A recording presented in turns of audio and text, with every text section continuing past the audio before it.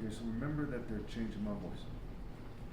Before I get into some of the benefits for whites and Jews, we're going to have to do this in several parts. There's so many benefits for whites, Jews, and LGBT people. Those people saying, why should I? That's what this video is about. I want to point out that some idiot attacked a nun in Jerusalem. Again, all other religions and philosophies, they're doing the wrong thing, but it was still stupid of that person to do that. It was racially motivated and so on and so forth. That's dumb. So I live in a time where so many people are so clearly stupid. And the people who are pretending it's everyone else, but then they're dumb too. And I have to miss out on my love life and this, that, and the other thing because everyone's just so damn stupid. They're trying to get me to settle. I'm the son of 2 doctors, 1 a brain surgeon. If you see this, please tell your bosses it's stupid at trying to get me to settle.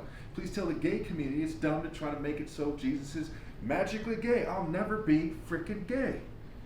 My goodness, imagine having to explain this to these people because they don't think. And so my best interest to keep explaining it to them.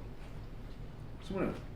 The benefits to whites and Jews include a lot less guilt, okay, as they try to make some semblance of amends, a more organized system, a more favorable historical timeline in reality. All this stuff's in reality, mind you.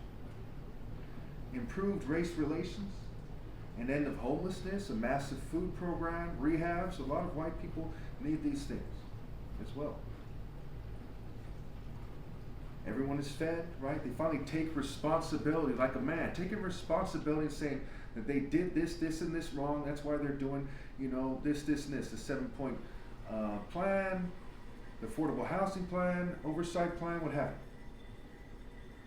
The end of the extreme psycho circus of politics to that degree, right? So it's not going to be the complete end, but it would be the end of this extremely insane version of their psycho circus that they insist on. Okay.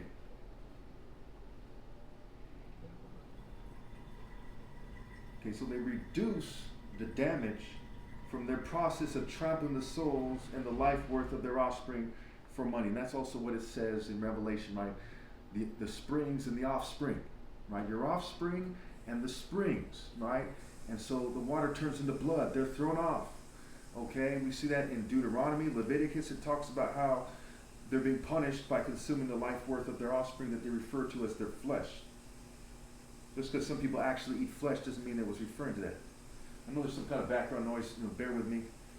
It's another thing that I have to make these videos in my parents' house that they're leasing, right? They're tenants in, okay, because I'm sabotaged. I'm the most righteous person to ever live, and the government owes me like over $1 billion from years and years, decades of harassment, crippling, fuming, and poisoning. Okay, I'm not married as a result, lost countless wages. I'm a brain surgeon, so I'm not going to make billions by now. Okay? I'm smarter than everyone else. I've proven that. They're scared to debate me. They refuse to even debate me. PhDs, professors, academics, they don't debate me because I know best. Okay. So